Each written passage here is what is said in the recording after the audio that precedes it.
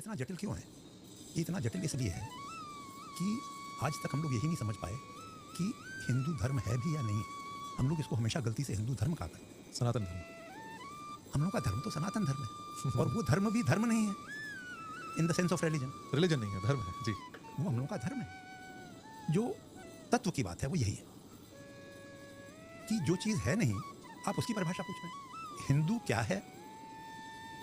हिंदू एक ऐसा संकलन है लोगों का जो ऐसी चीज़ों में विश्वास रखते हैं जो जिसमें सब नहीं करते, पर बहुत से लोग उनमें से कुछ चीज़ों में विश्वास करते हैं।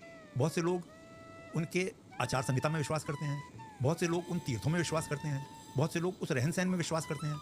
बहुत से लोग उन रिचुअल्स में विश्वास करते हैं। और उन सबको जब सामूहिक रूप से आप एकत्रित करते हैं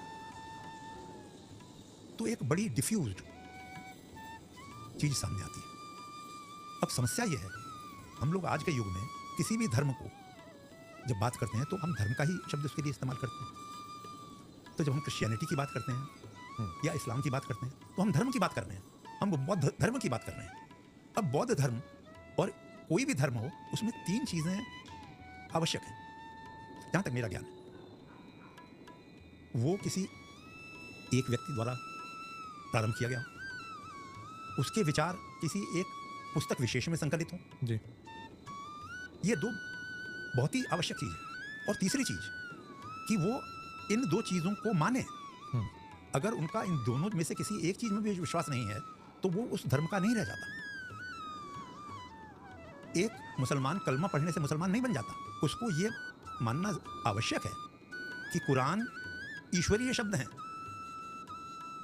उसको ये मानना आवश्यक है कि मोहम्मद संदेशवाहक थे और अंतिम संदेशवाहक थे जी। अगर इनमें से उसने किसी एक चीज को नकारा जी तो फिर वो मुसलमान नहीं रह गया। क्रिश्चियनिटी हो या जूडाइज्म जिसको यहूदी हम लोग कहते हैं, उनमें भी यही है। पर अगर आप पढ़ें तो वो भी उसी तरह से लिखी गई हैं, उसमें उसी तरह से वही आदेशात्मक उनकी भाषा है कि ये करो।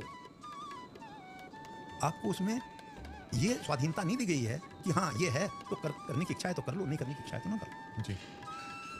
तो ये धर्म रिलीजन के सेंस में धर्म हुए। और बहुत इनकी परिभाषा करना या इनको समझाना और समझना बहुत सरल है जी, जी।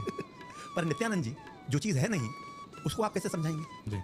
मैं मंदिर में नहीं जाता, मैं आपको वास्तविक रूप से बता रहा हूँ, उदाहरण नहीं दे रहा हूँ। मैं मंदिर में तभी जाता हूँ जब मेरी पत्नी मुझसे कहती है चलिए। अब वो मेरी अर्धांगिनी है